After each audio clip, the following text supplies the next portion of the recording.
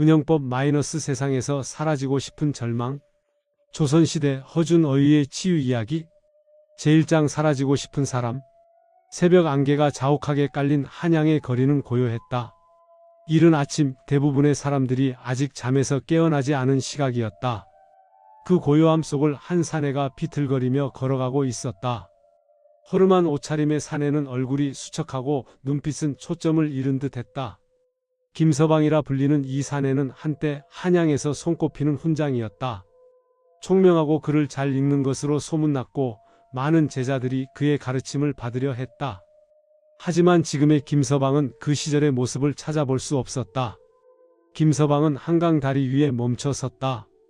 난간을 바라보며 그는 중얼거렸다. 이 세상에 나 같은 사람이 있을 자리가 있는가? 그의 목소리는 바람에 실려 사라졌다.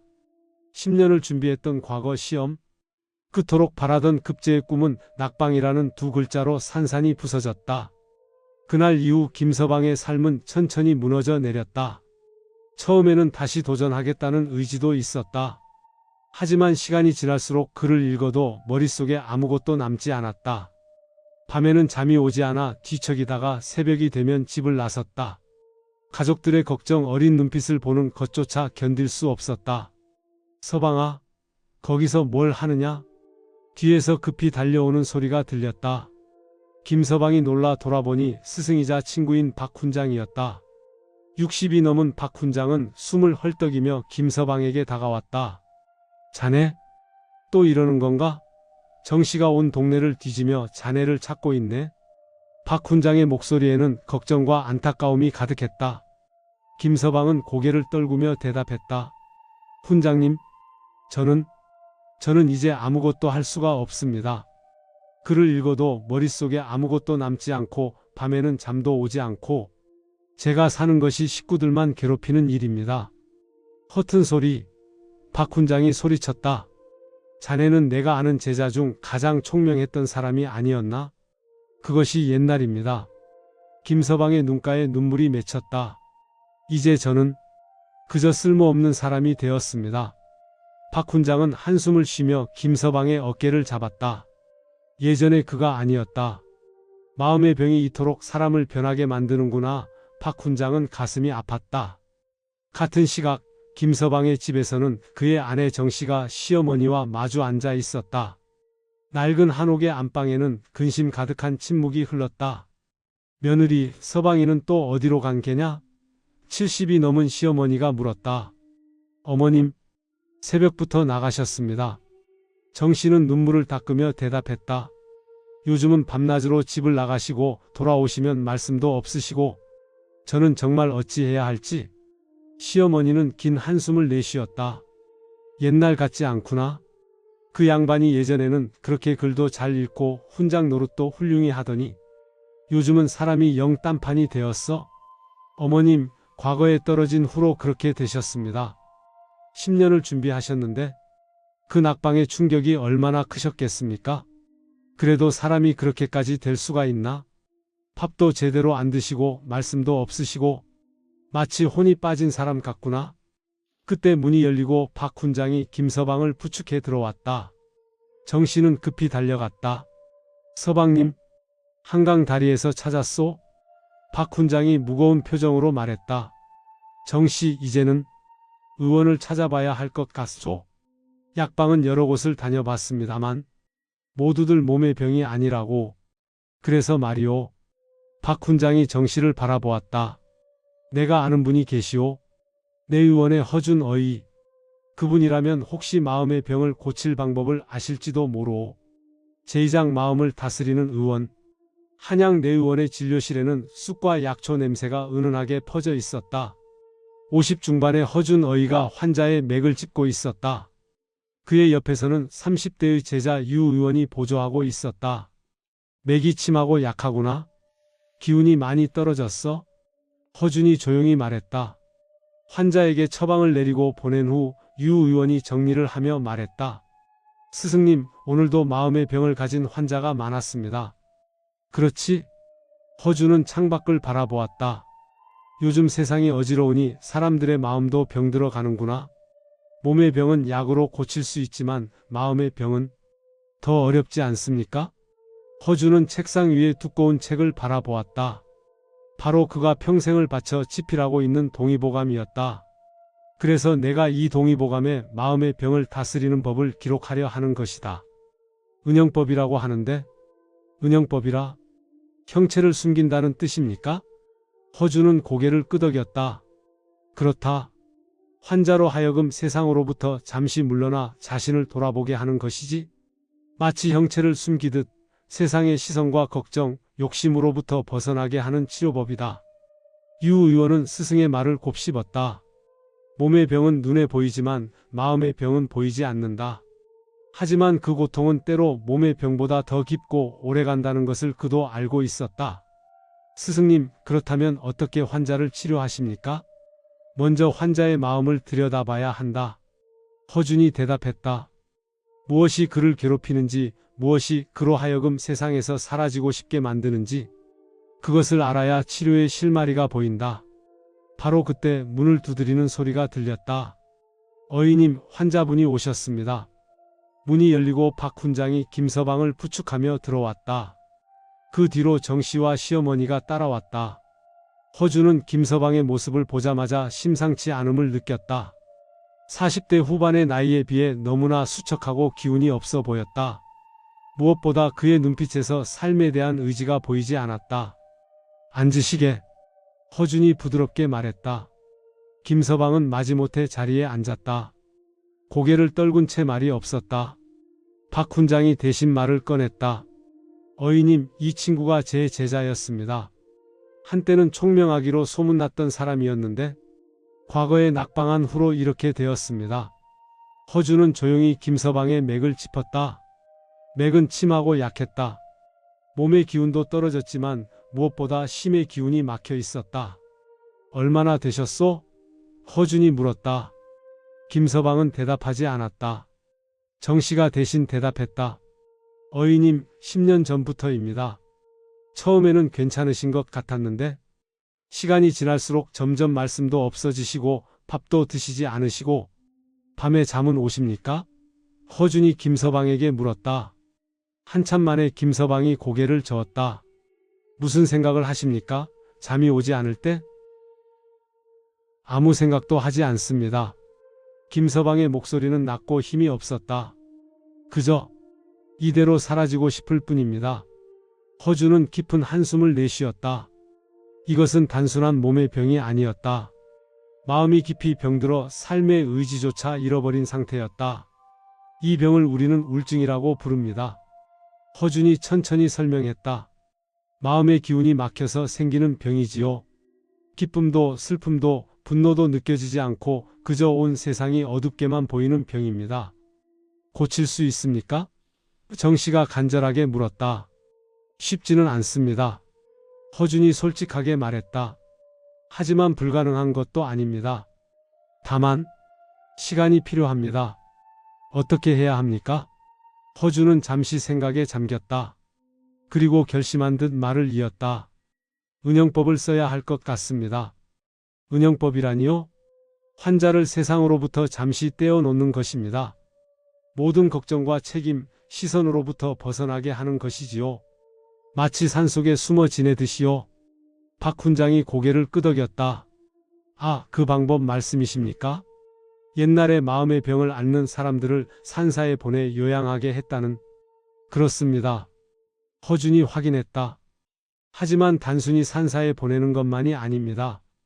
그곳에서 환자가 천천히 자신을 돌아보고 마음의 짐을 내려놓을 수 있도록 도와야 합니다. 제3장 산사로 가는 길. 사흘 후 김서방은 한양에서 북쪽으로 반나절 거리에 있는 고요한 산사로 향했다. 허준이 직접 알아본 절이었다.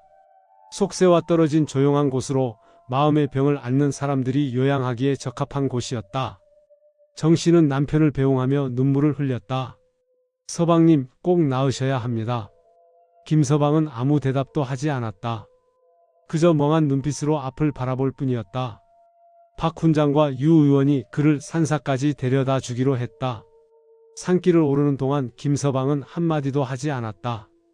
산사에 도착하자 노승이 마중을 나왔다. 허준으로부터 미리 이야기를 들었다는 노승은 김서방을 따뜻하게 맞이했다. 어서 오시게. 이곳에서 편히 쉬다 가시게. 노승은 김서방을 작은 요사채로 안내했다. 방은 소박했지만 깨끗했다. 창문을 열면 산과 계곡이 한눈에 들어왔다. 이곳에서 아무 걱정 말고 지내시게. 노승이 말했다. 팝대가 되면 공양을 가져다 드릴 것이고 원하시면 산책도 하시고 좌선도 하시게. 억지로 할 필요는 없네. 그저 몸과 마음이 원하는 대로 하시게. 박 훈장이 김서방의 손을 잡았다. 서방, 이곳에서 천천히 쉬게. 아무 걱정하지 말고. 유 의원도 덧붙였다. 한 달에 한 번씩 스승님께서 이곳에 오실 것입니다. 진찰도 하시고 약도 지어주실 것입니다.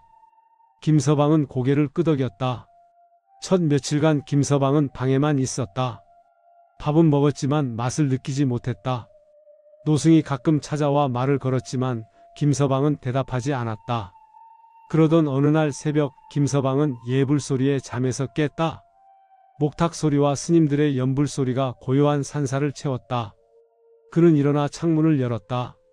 동쪽 하늘이 붉게 물들고 있었다. 해가 막 떠오르려는 순간이었다. 김서방은 처음으로 방 밖으로 나왔다.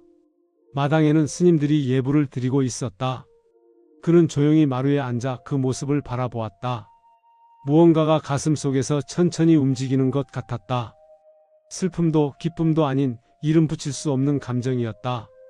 예불이 끝나고 노승이 김서방에게 다가왔다. 잠은 좀 오셨습니까? 조금. 김서방이 짧게 대답했다. 그것만으로도 다행입니다. 노승이 미소 지었다.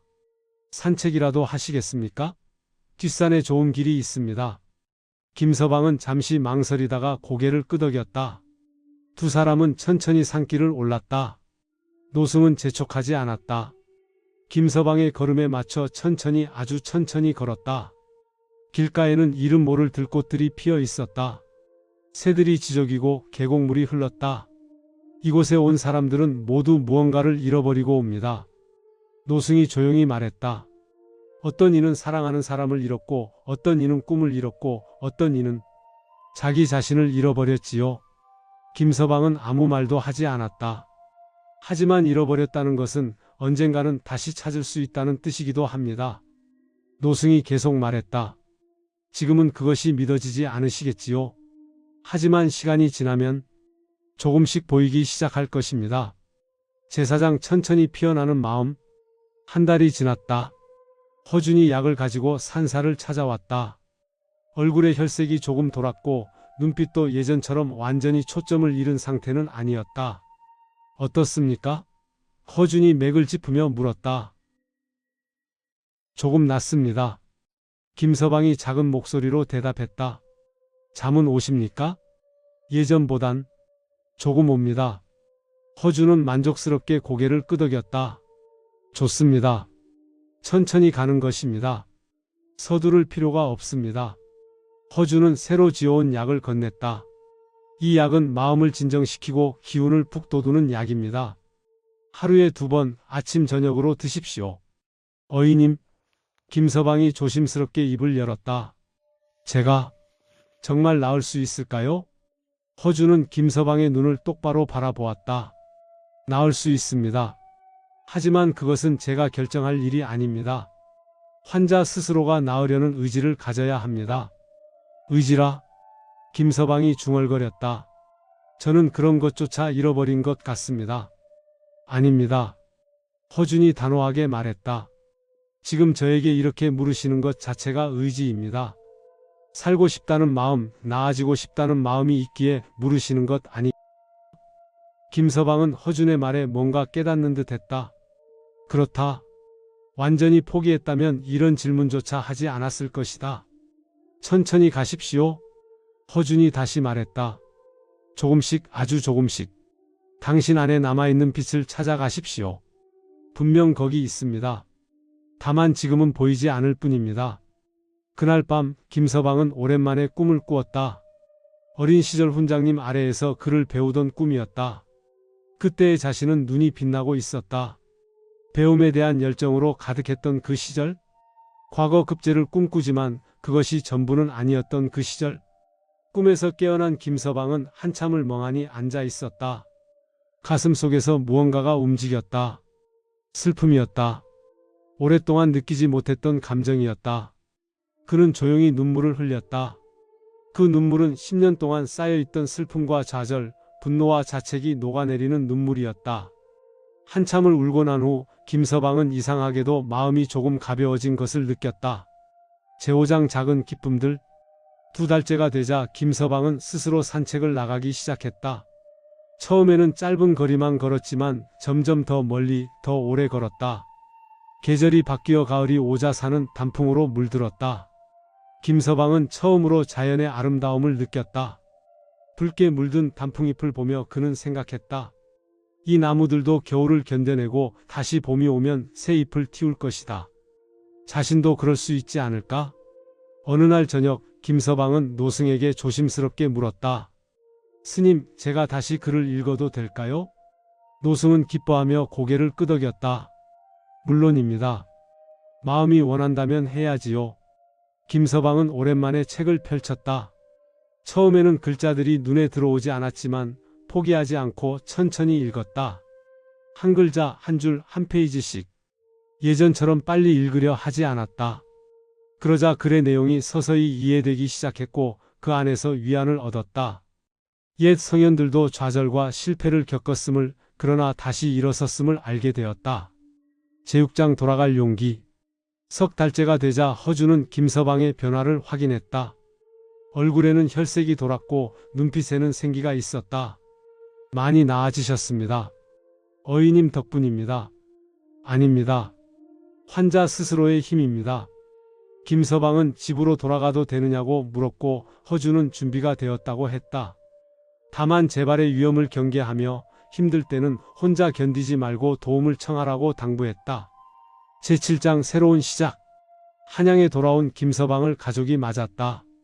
그는 다시 훈장으로 돌아가되 이번에는 과거 급제만을 목표로 하지 않았다. 실패해도 괜찮다는 것, 완벽하지 않아도 된다는 것을 함께 나누며 가르쳤다. 그의 진솔한 이야기는 제자들에게 위로가 되었다. 제8장 은영법의 의미. 허주는 김서방의 이야기를 기록하며 은영법을 정리했다. 세상에서 잠시 숨는 것, 모든 기대와 시선에서 벗어나 자신을 돌아보는 것. 그것이 치유의 시작이다. 그날 밤 허주는 동의보감에 이렇게 기록했다. 마음의 병을 치료하는 법에 은영법이 있으니 환자로 하여금 세상의 걱정과 번뇌로부터 잠시 떠나게 하는 것이다. 고요한 곳에서 스스로를 돌아보고 마음의 짐을 내려놓게 하라. 서두르지 말고 재촉하지 말고 그저 시간을 주라. 마음은 몸보다 천천히 낫는 법이다. 또한 환자가 혼자가 아님을 알게 하라. 가족과 친구, 스승이 함께 있음을 깨닫게 하라. 마음의 병은 고립에서 오고 치유는 연결에서 온다. 무엇보다 환자 스스로가 불완전함을 받아들이게 하라. 완벽해야 한다는 집착이 병을 키운다. 있는 그대로의 자신을 사랑하는 법을 배울 때 비로소 치유가 시작된다. 끝.